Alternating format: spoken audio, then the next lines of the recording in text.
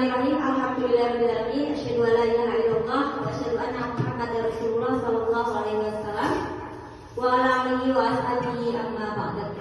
Yang terhormat Bapak Kepala Sekolah SMK Perjuangan Sekampung Unik Bapak Yusuf SPDI, yang terhormat Bapak Ibu guru dan beserta staf SMK Perjuangan Sekampung Unik yang saya hormati, puji syukur kehadirat Allah Subhanahu wa Ta'ala.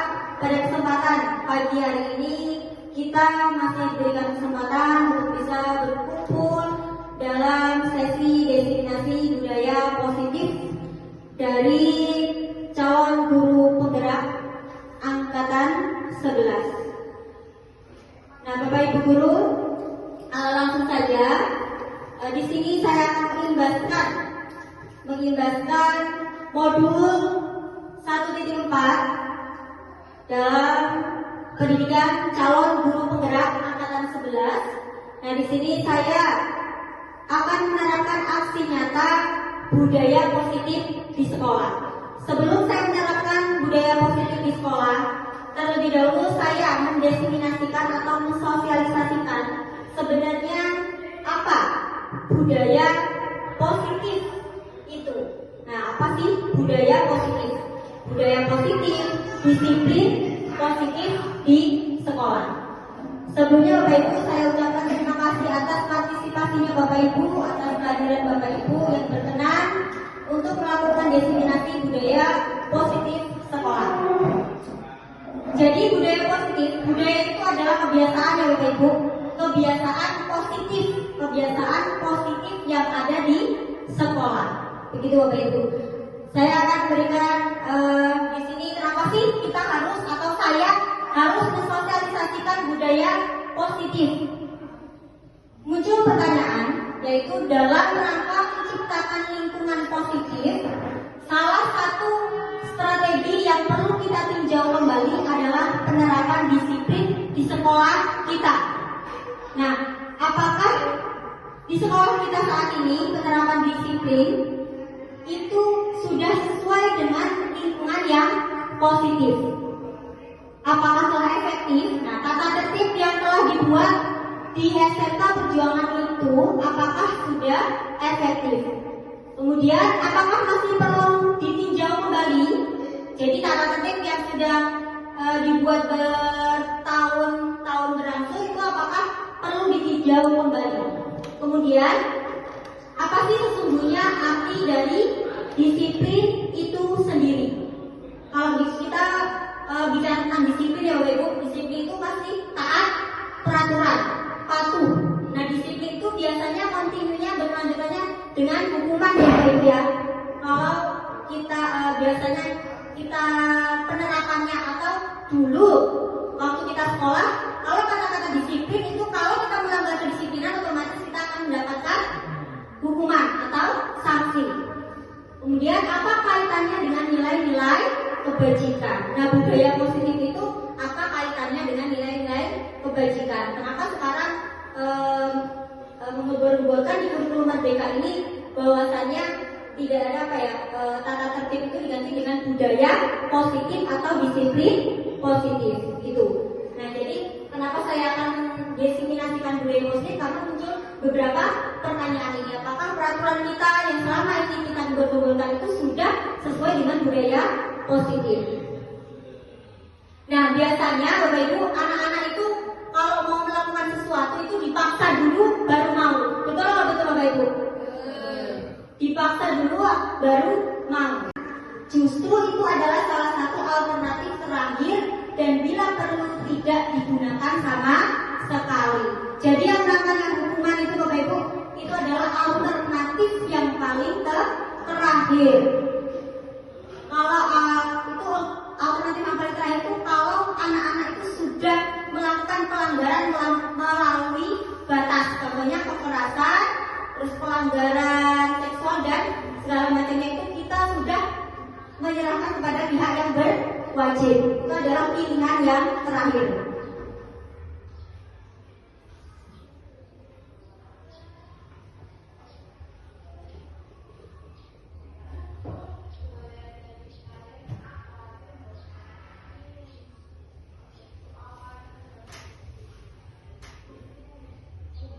Bapak Ibu, saya akan memutarkan video Bapak Ibu.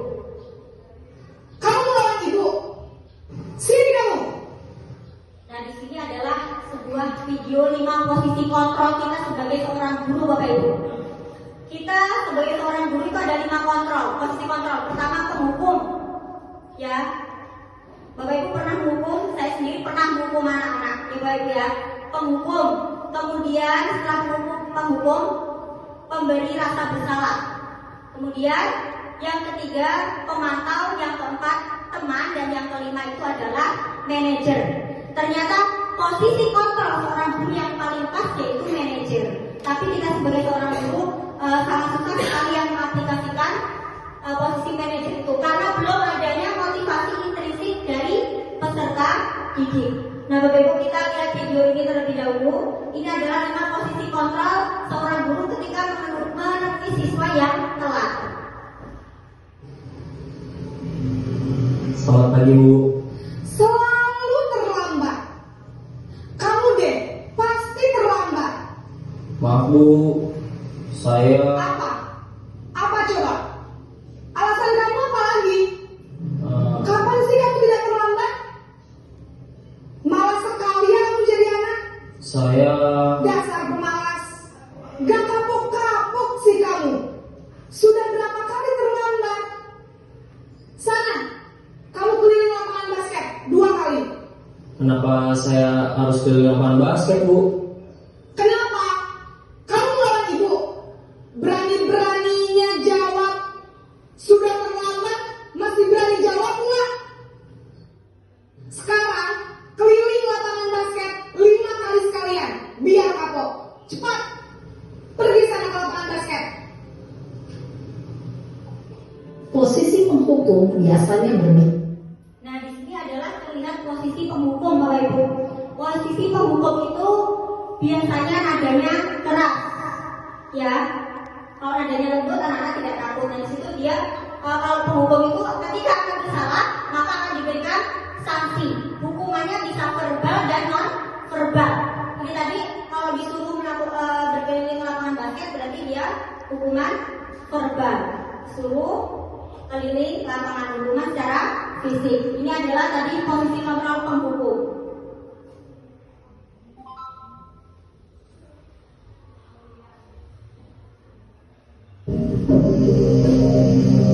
Naren,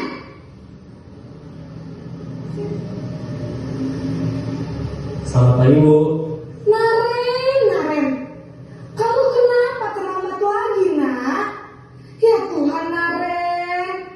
Kamu senang ya bikin ibu susah ya?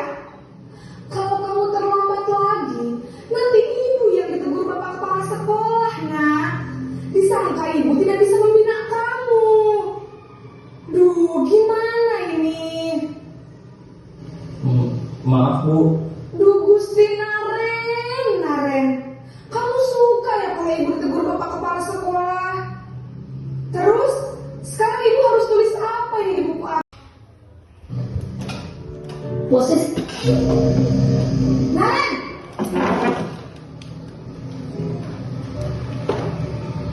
Selamat pagi, Bu.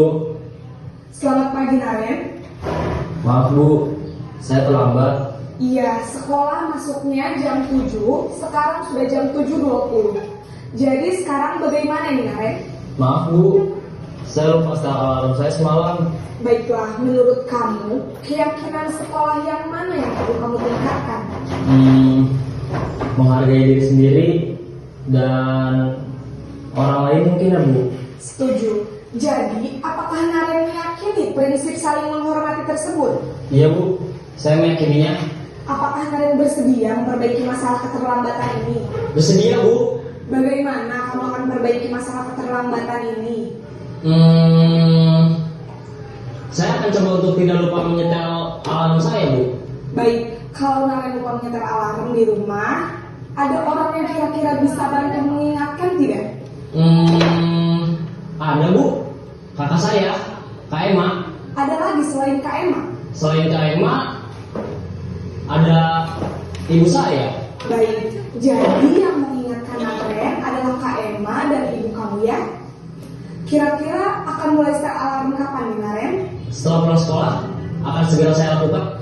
Baik, jadi Naren akan setel alarm untuk bangun besok pagi dan akan diingatkan oleh Kak dan Ibunda Naren ya. Ada lagi yang mungkin perlu dilakukan Naren agar tidak terlambat bangun lagi? Tidak ada, Bu. Baik Naren, terima kasih untuk kerjasama kamu. Sekarang kamu perlu kembali ke kelas untuk belajar. Baik, Bu. Terima kasih. Posisi manajer A. Nah, yang ini tadi Bapak Ibu, yang terakhir adalah posisi manajer Bapak Ibu. Jadi di situ seorang guru memanajerial si anak yang melakukan kesalahan. Ditanya dulu kenapa kok bisa terlambat, alasannya kenapa. Kemudian peserta didik ini yang terlambat diminta untuk menggali masalah itu, bagaimana sih masalah itu bisa tidak terulang lagi. Masalahnya apa? Kemudian bagaimana sih masalah itu supaya tidak terulang kedua kalinya. Kalau penerapan seperti ini dulu ya, waktu dulu saya pernah kasih tahu Bu Ceria ya, untuk masalah anak yang telat itu pernah bilang, Dok, kamu bangunin, atau kamu yang bangunin anak itu dan kamu yang nyetelin alarm buat anak itu. Nah seperti itu Bapak Ibu kalau ada anak yang telat. Jadi posisi manajerial ini adalah posisi yang paling tepat sebagai kontrol guru. Akan tetapi jika lima posisi kontrol, posisi manajerial ini sudah tidak bisa, sudah diterapkan kepada anak tapi anak tetap tidak bisa, itu kita peraturan itu sudah kita kembalikan ke peraturan yang awal, begitu Bapak Ibu. Tapi misalkan kita bisa menjadi posisi menerapkan lima kontrol ini di posisi manajerial.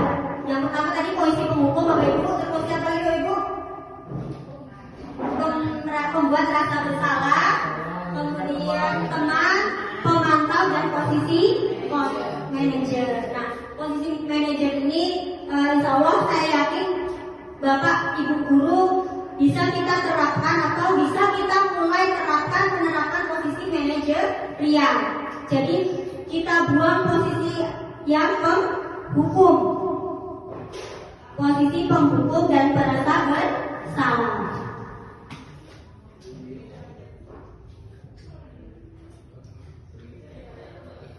Nah, kenapa sih Bapak Ibu kita banyak mengalami atau menemui siswa-siswa yang bermasalah? Di kelas banyak sekali ya, ataupun beberapa siswa. Nah, selanjutnya yaitu hukuman, konsekuensi, dan restitusi. Hukuman Bapak Ibu. Tindakan terhadap suatu pelanggaran pada umumnya berbentuk hukuman atau konsekuensi. Nah, kalau restitusi adalah proses menciptakan kondisi bagi murid untuk memperbaiki kesalahan mereka sehingga mereka bisa kembali pada kelompok mereka dengan karakter yang lebih kuat. Restitusi juga merupakan proses kolaboratif yang mengajarkan murid untuk mencari solusi untuk masalah mereka dan membantu murid berpikir tentang orang seperti apa yang mereka inginkan dan bagaimana mereka harus memperlakukan orang lain. Jadi Bapak Ibu, kita sebagai seorang guru yang memposisikan diri sebagai manajer, kita harus menggunakan restitusi, menggunakan segitiga restitusi. Di mana yang pertama yaitu menstabilkan identitas,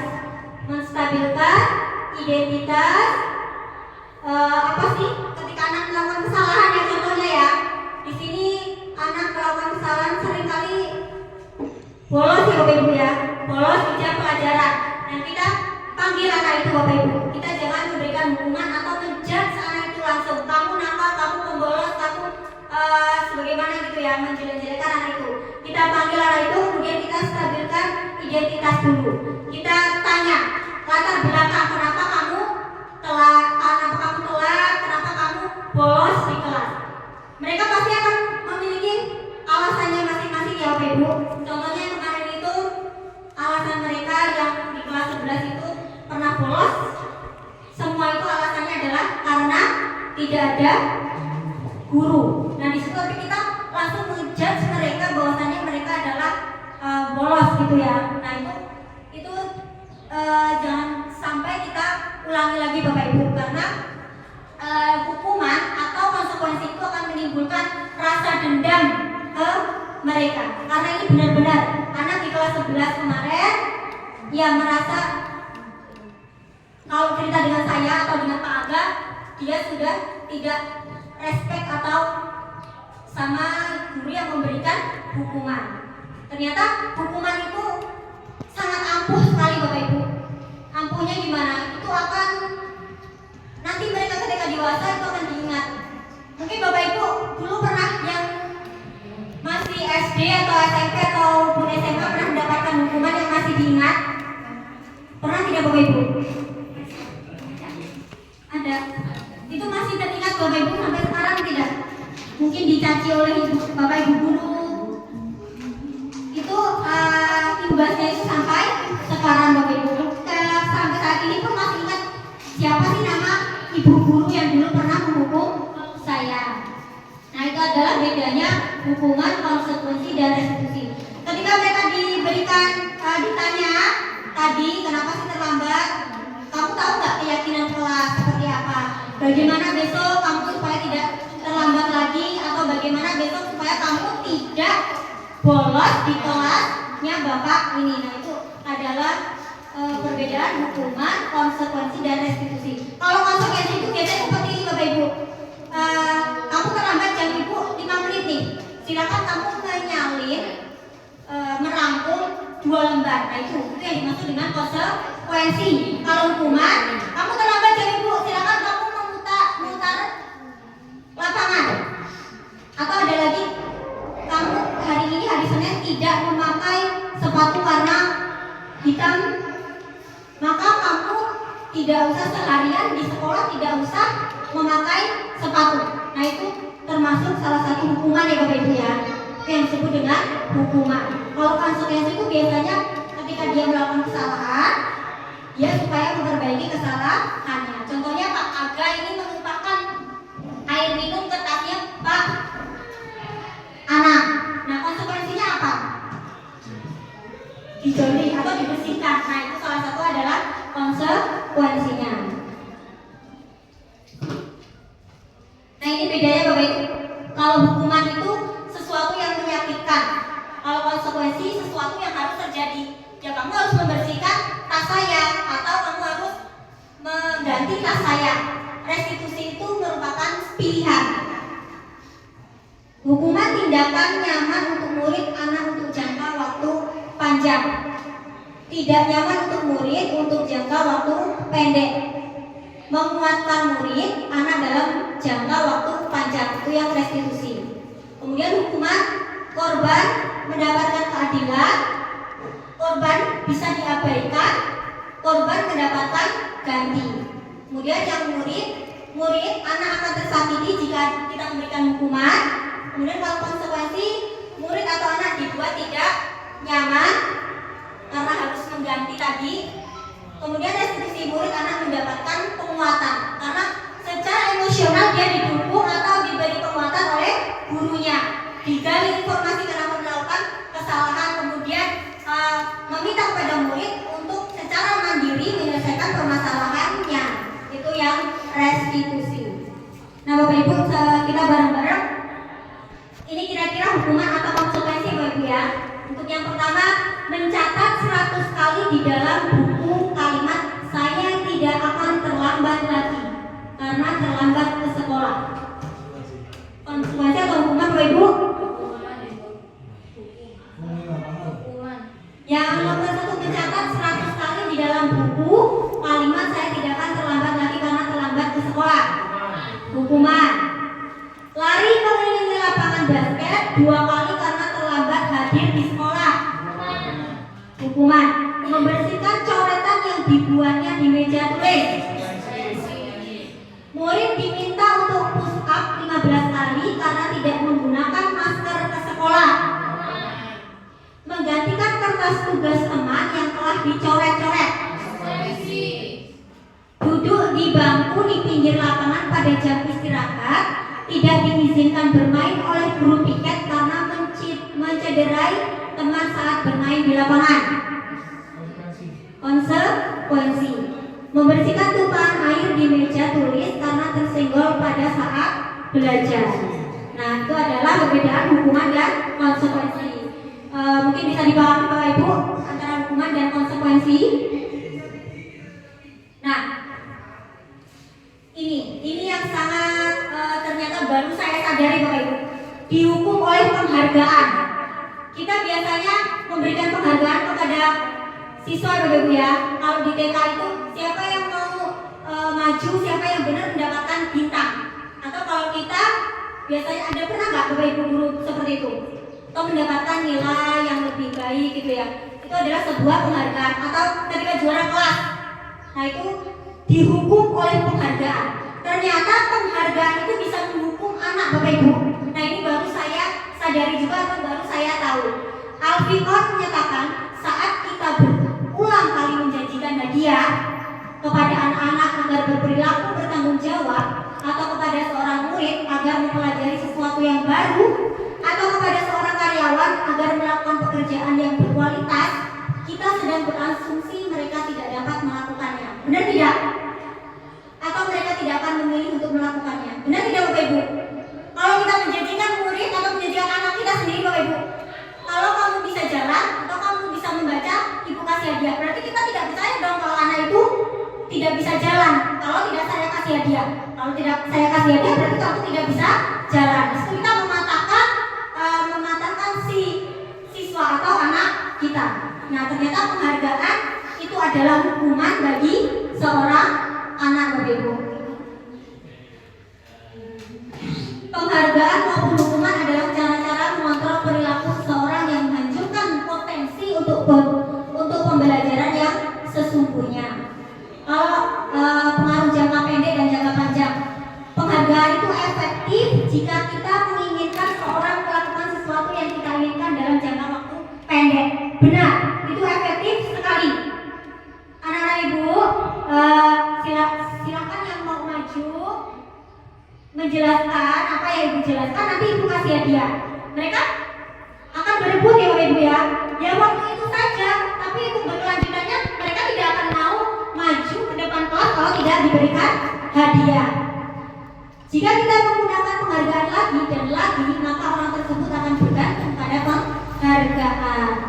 Jika kita mendapatkan penghargaan untuk melakukan sesuatu yang baik, maka selain kita senantiasa berharap mendapatkan penghargaan tersebut, kita pun menjadi tidak menyadari tindakan baik yang kita lakukan. Karena apapun yang kita lakukan itu hanya untuk mendapatkan penghargaan ataupun pujian. Ternyata penghargaan itu tidak efektif Bapak Ibu. Penghargaan adalah suatu benda atau peristiwa yang diinginkan yang dibuat dengan persyaratan. Hanya jika mau melakukannya. Kalau tidak mau, maka tidak akan diberikan. Jika saya mengharapkan suatu penghargaan dan tidak mendapatkannya, maka saya akan kecewa. Ini terjadi waktu Ibu. Saya ingat waktu si Vivi di Vivi yang kelas berapa itu, Vivi di semester berapa dia mendapatkan ranking, dia mendapatkan juara. Tapi di semester selanjutnya dia tidak mendapatkan. Dia menangis Bapak Ibu. Nah di situ adalah hukuman bagi dia karena di semester sebelumnya dia mendapatkan peringkat penghargaan. Nah di situ ternyata itu toh letak di mana penghargaan itu menjadi hukuman bagi si siswa. Nah makanya di kurikulum Merdeka ini Bapak Ibu, waktu itu ya saya bersama Bapak Sigit dan Bu Messi, ternyata di kurikulum Merdeka itu tuh kita tidak ada perankingan Bapak Ibu. Ya, tidak ada juara kelas, semuanya adalah juara. Nah, karena sebuah penghargaan itu adalah hukuman. Boleh Bapak Ibu kita memberikan penghargaan buat semangat, tapi jangan di depan anak-anak. Jadi secara mandiri siswa itu dipanggil di dalam kantor. Nah, kamu tahun ini nilai kamu yang paling bagus, dikasih penghargaan. Tapi jangan sampai di situ terlihat dengan siswa yang lain. Oke, bisa dipahami Bapak Ibu sampai di sini? Mungkin ada yang ditanyakan?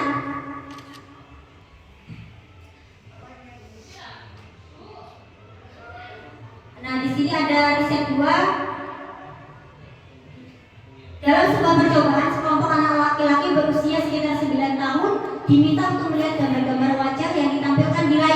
dan mereka harus memberitahukan jika wajah-wajah tersebut sama atau berbeda. Gambar-gambar tersebut hampir sama. Beberapa dari mereka diberi penghargaan dalam bentuk uang pada saat mereka memberikan jawaban benar, sementara sebagian lain tidak. Hasilnya, anak laki-laki yang dibayar membuat lebih banyak kesalahan. Ketika di situ ada siswa yang dikasihkan gambar di sini. Siapa yang bisa membedakan? Siapa yang bisa membedakan di sini nanti dapat hadiah? Ternyata di situ risetnya anak laki-laki yang dibayar, yang diberikan hadiah itu membuat lebih banyak kesalahan karena dia antusias. Ayo cepet-cepetan kita membedakan gambar tersebut supaya dapat bayaran atau dapat hadiah penghargaan berbentuk uang.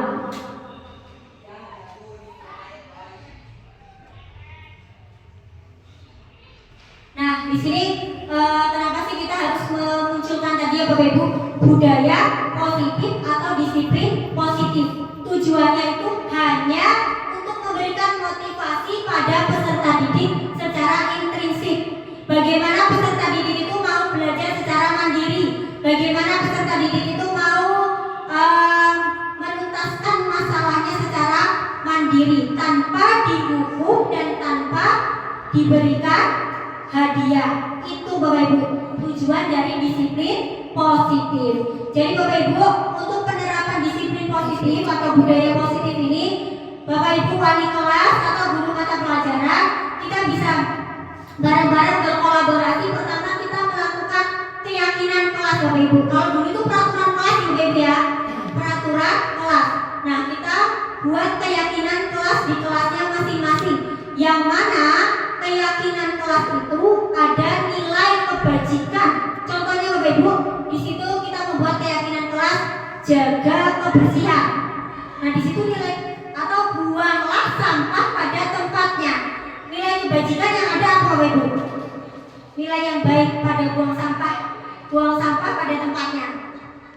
Nilai kebersihan ya. Benar, nilai kebersihan atau kerapihan dalam kelas itu nilai kebajikan. Kemudian ada lagi keyakinan kelas saling menghargai sesama teman, atau ketika teman menyampaikan pendapat di depan kelas saling menghargai. Di situ nilai kebajikannya adalah kita saling menghargai dan menghormati anggota kelas. Itu Bapak Ibu. Jadi dampak dari kita mengaplikasikan disiplin positif itu, pertama kita lakukan di kelas kecil kita terlebih dahulu. Anak-anak bagaimana menerapkan keyakinan kelas. Nah, terima kasih Bapak Ibu. Mungkin ini saja definisi dari saya tentang disiplin positif atau budaya positif. Bagaimana kita bisa menghindari hukuman ya Bapak Ibu ya. Diminimalisir sekali yang namanya hukuman, karena hukuman itu imbasnya sangat besar untuk anak dan dewan guru. Terima kasih Bapak Ibu, terima kasih atas partisipasi. Mungkin ada yang tanyakan Bapak Ibu, silakan. Mohon maaf, menulisnya nih Bapak Ibu. Ini Boleh. Kalau menurut saya tadi ada mundur sedikit mengenai pendapat Alfikon. Kalau Alfikon mungkin itu expert ya, peneliti expert. Tapi kalau saya pribadi kurang setuju dengan pendapat beliau yang mengatakan penghargaan adalah hukuman. Ada kalanya penghargaan itu memang diperlukan untuk memancing semangat siswa. Sebagai contoh, misalkan saya mengajar di kelas SD itu khususnya bahasa Inggris. Dia sangat sulit sekali disuruh menghafal kosakata. Ketika saya pancing dengan suatu hadiah atau penghargaan dengan katakanlah coklat di situ, maka antusiasnya semangat sekali. Mereka berlomba-lomba. Nah, dan bicara soal lomba, misal juga kalau di suatu perlombaan kalau tidak ada hadiahnya atau penghargaannya juga tentu pesertanya kurang semangat. Memang kalau berkelanjutan dikasih hadiah itu sudah baik, tapi tetap ada kalanya untuk memancing itu perlu kasih penghargaan. Mungkin itu saja. Mungkin ada lagi Bapak Ibu yang mau menambahkan? Ini kepada Mbak tadi ada kata disebutkan motivasi ya. Iya Pak. Ya, memang kalau kata motivasi itu maknanya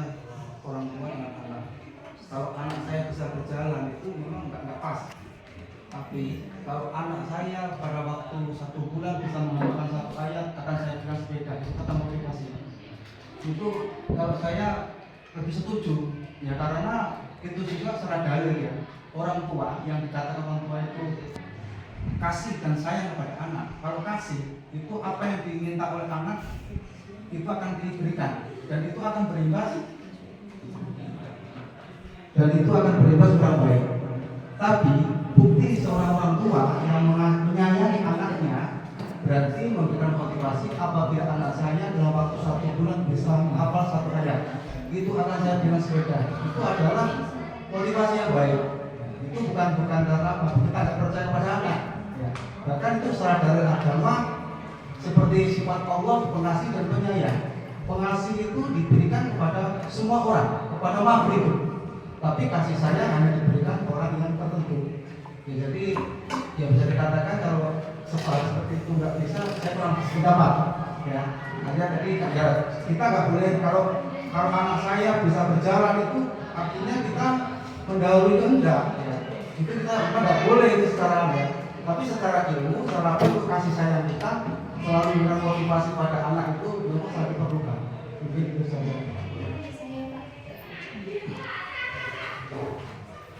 Sedikit ya Bu Eni, masalah hadiah tadi. Jadi yang saya alami ini pengalaman pribadi saya. Jadi dari hadiah itu saya merasa orang tua saya itu peduli dengan keadaan saya. Bedanya kalau orang tua saya dulu ketika saya SMP dan peringkat, itu orang tua saya tidak bertanya kepada saya maunya apa, atau menjanjikan sesuatu kalau kamu peringkat akan ibu bapak berikan ini, tidak. Jadi orang tua saya melihat, oh anak saya sepertinya butuh ini. Jadi ketika sudah mendengar saya dapat peringkat, beberapa hari yang akan datang maka yang saya butuhkan itu sudah ada. Jadi itu saya bangganya luar biasa, bukan karena hadiah itu bukan, tapi saya merasa orang tua saya sangat peduli dengan saya. Orang tua saya memberikan cinta kasih sayang yang penuh kepada saya, dan saya ternyata diperhatikan. Saya itu butuhnya apa sih, tanpa saya harus meminta. Itu yang saya alami. Jadi orang tua saya memang sampai hari ini pun tidak pernah mengatakan nanti kalau kamu bisa ini saya berikan ini, tidak. Tapi orang tua saya melihat kebutuhan saya butuhnya apa. Ketika orang tua sudah mampu memberikan, maka akan langsung diberikan. Sampai saat ini, sampai usia saya hampir 30 tahun, orang tua saya memperlakukan saya sama seperti saya masih anak-anak. Jadi salah satu motivasi lah. Jadi kita benar-benar diperhatikan oleh orang tua. Bedanya itu sih, kalau orang tua saya tidak menanyakan atau menjanjikan, tapi langsung memberikan apa yang saya butuhkan. Terima kasih. Dan itu efeknya sangat besar. Jadi saya dengan anak saya pun cinta kasihnya luar biasa gitu. Dan tidak menjanjikan apa-apa kepada anak saya. Saya melihat kebutuhannya apa dan kemampuan saya, baru saya berikan. Itu pengalaman saya. Terima kasih atas waktunya. Ada yang mau nambahkan mungkin Bapak Ibu? Ada? Boleh. Banyak ya, boleh.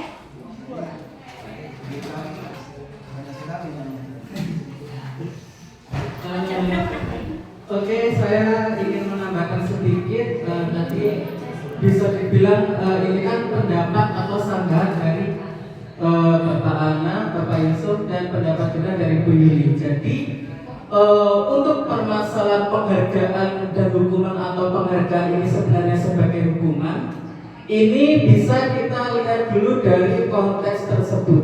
Kalau misalkan yang dicontohkan dengan Pak Anam untuk lomba atau untuk penyemangat, ya memang itu nanti kalau menurut pendapat saya dari materi tersebut, kalau misalkan kita menjanjikan seseorang di mata pelajaran misalkan tadi apa ya, oke, nanti anak itu akan termotivasi untuk belajar atau menghafal bahasa Inggris. Tapi itu memang benar seperti yang dituliskan di teori, itu akan berimbas kepada jangka panjangnya. Jangka pendeknya oke, anak itu akan cepat menghafal, tapi bisa jadi setelah itu ada yang arahnya ke positif, ada yang ke negatif, itu Pak. Makanya di sini dikatakannya dia penghargaan adalah sebagai hukuman, ya Bu ya. Nah, perbedaannya itu beda konteks dengan yang penghargaan untuk lomba. Karena lomba itu kan kita konteksnya melihatnya jangka pendek Pak. Jadi tidak bisa disamakan dengan yang kita dalam menangani anak di sekolah. Itu pendapat saya. Jadi sebenarnya memang bisa dikatakan benar kalau penghargaan itu adalah hukuman yang tidak langsung untuk jangka panjang anak tersebut. Karena ya pertama dia ketergantungan, yang kedua mungkin dia setelah sudah tidak belajar hal tersebut, dia udah tidak akan memikirkannya. Otomatis anak itu bisa jadi akan lupa dengan materi yang sudah dia pelajari. Seperti itu. Kalau untuk yang Bapak Yusuf tadi menjanjikan misal anaknya kalau bisa menghafalkan satu ayat untuk 1 bulan nanti mendapat sepeda, itu kan konteksnya sudah berbeda juga menurut ke agama ya Pak ya. Jadi bisa itu juga untuk orang tua penyemangat, itu kan tidak dilakukan setiap hari, itu bisa digunakan tidak apa-apa. Kalau menurut saya seperti itu juga beda konteksnya dengan yang kita di sekolah. Kalau kita di sekolah itu otomatis ketergantungan untuk setiap hari mengasih penghargaan kepada anak gitu. Kalau untuk yang Bu Yuli itu konteksnya bukan penghargaan kalau menurut saya. Jadi kita sebagai orang tua harus peka terhadap kebutuhan anak tanpa anak itu ngomong. Itulah pentingnya peran orang tua. Jangan selalu mengabaikan anak apapun kesibukan kita. Jadi kalau misalkan kita sudah ada di rumah, punya waktu untuk kumpul dengan keluarga, dengan anak, mencoba untuk mendengarkan cerita keseharian anak tersebut. Jadi si anak akan lebih terbuka kepada kita tanpa dia ngomong kebutuhannya pun kita sudah tahu, oh anak saya ternyata butuh ini. Jadi saya akan mempersiapkan ini ke depannya.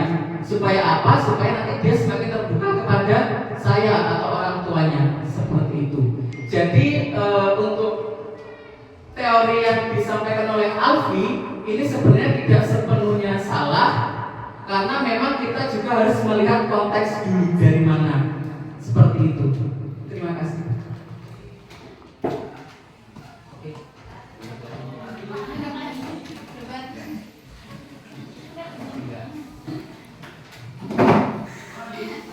Terima kasih Pak Sigit.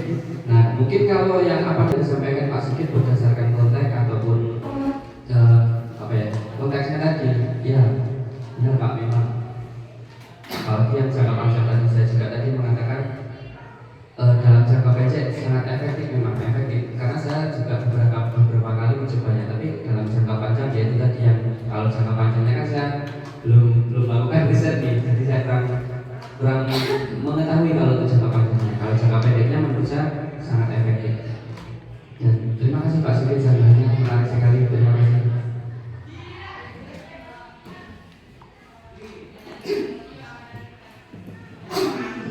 Terima kasih Bapak Ibu atas tanggapannya.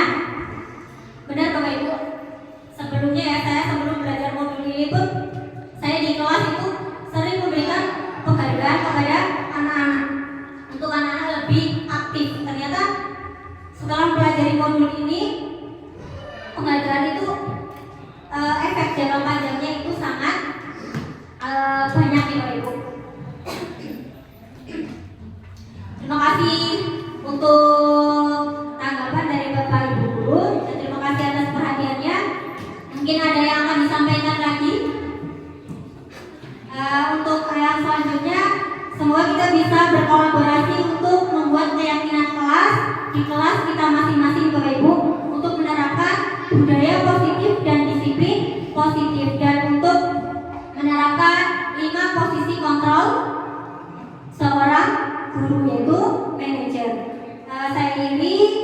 Wassalamualaikum warahmatullahi wabarakatuh.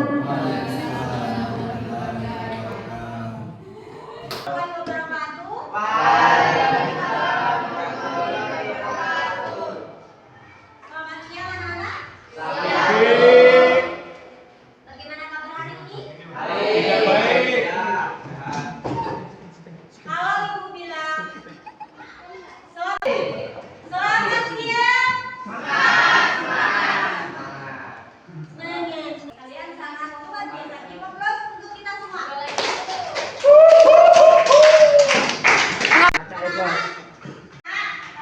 Kita akan membuat keyakinan kelas kita. Keyakinan kelas itu apa? Nggak tahu. Kalau dulu kalian buatnya itu namanya peraturan kelas. Kalau peraturan kelas itu harus di. Nah, sekarang kita buat merubah peraturan kelas itu menjadi keyakinan kelas. Jadi yang namanya keyakinan kelas itu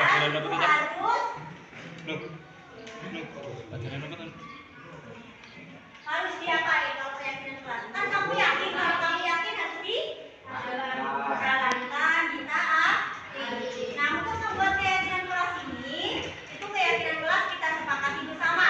Bukan ibu aja yang bikin, tapi kalian juga. Jadi untuk membuat keyakinan kelas, kenapa dibuat keyakinan kelas? Supaya nilai kebaikan yang ada pada diri. Jadi keyakinan kelas itu dibuat kita bersama-sama dari kalian dan untuk kalian. Kenapa keyakinan kelas harus dibuat?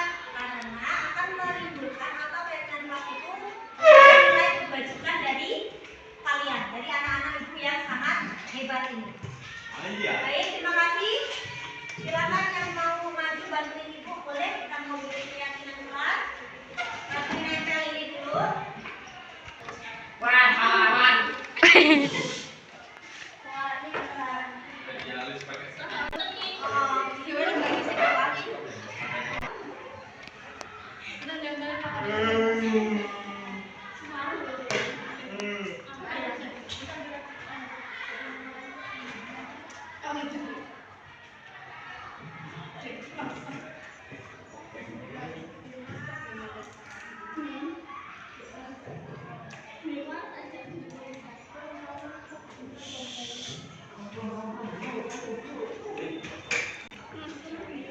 Jadi ini nanti ibu akan membagi menjadi 5 bagian.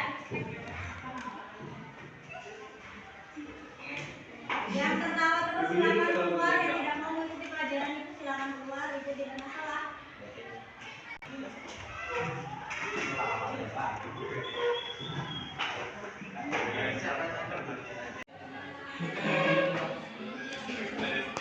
Datang tepat waktu. Kedua, boleh makan setelah pembelajaran selesai. Ketiga, saling menghargai sesama anggota kelas. Kemudian saling sayang dan saling menghormati teman. Membuang sampah pada tempatnya dan fokus belajar. Nah, ini adalah kalimat positifnya. Sekarang nulis lagi. Sekarang nomor 3 ini, nilai kebajikan apa yang terdapat pada datang tepat waktu. Kalau datang tepat waktu berarti nilai kebajikan itu apa? Nilai yang baik yang timbul. Disiplin. Ya, boleh ditulis. Siapa yang menulis disiplin? Rizky, Bu.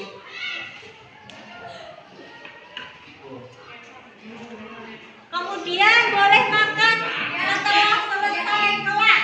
Nilainya apa? Nilai kebijakan yang terkandung. Kalau kita makan di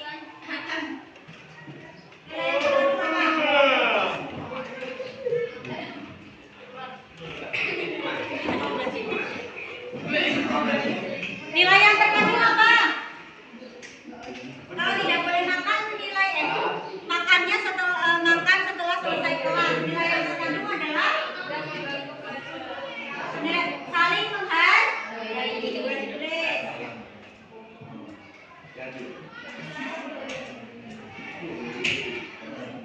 Boleh ditempel nomor 3 tadi. Siapa aja tadi? Tempel ya.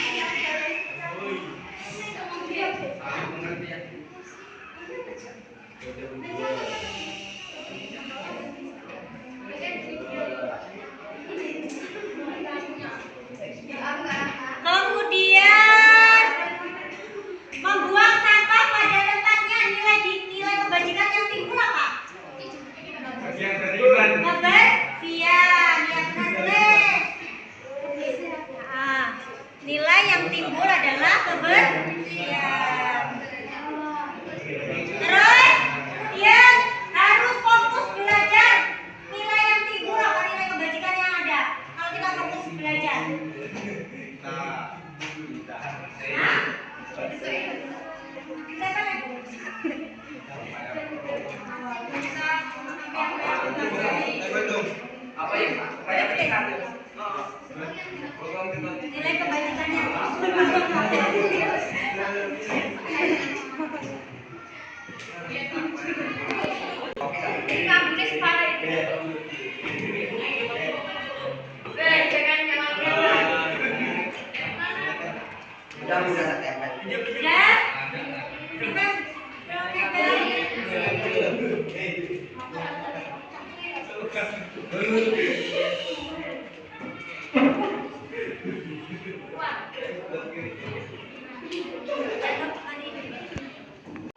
Jadilah empat nilai kebijakan, kebajikan, nilai kebajikan.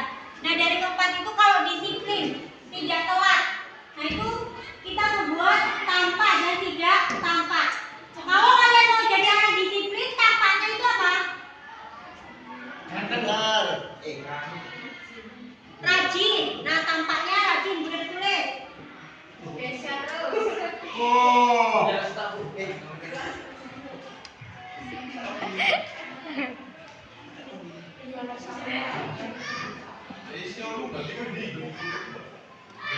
Tidak tampaknya apa ditulis, jadi aku nggak bisa.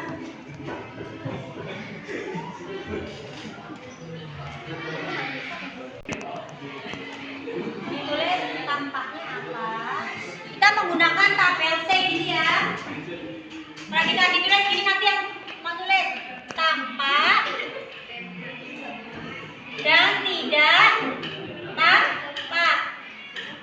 Kalau disiplin tampaknya rajin, berangkat tepat waktu. Tidak tampaknya apa? Tidak tampak kalau dia itu anak disiplin. Tidak tampaknya apa?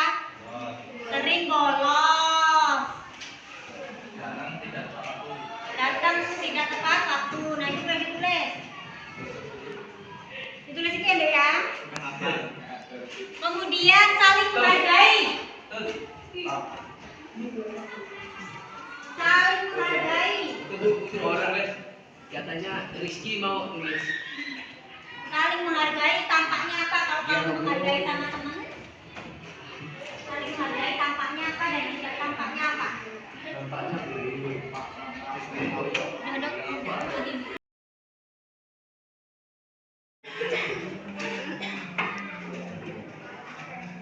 Wes. Yuk,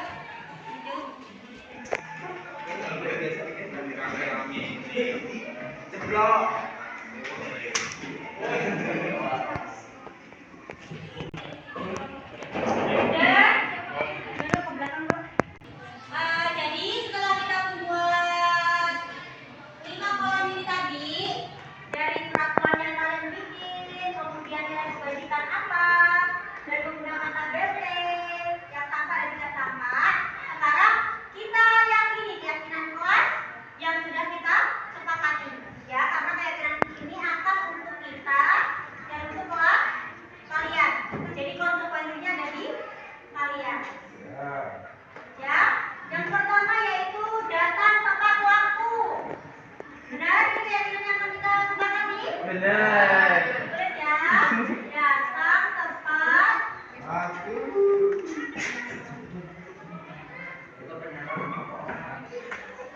kemudian saling menghargai dan menghormati antar warga kelas. Setuju?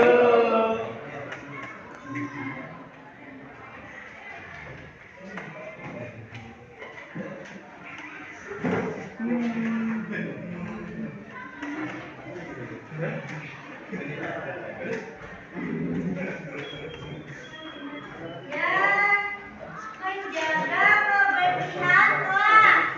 Setuju? Jaga kebersihan kelas. Jadi semua anggota kelas ini harus bisa menerapkan keyakinan kelas masing-masing. Yang ketiga adalah apa yang ketiga? Tadi menjaga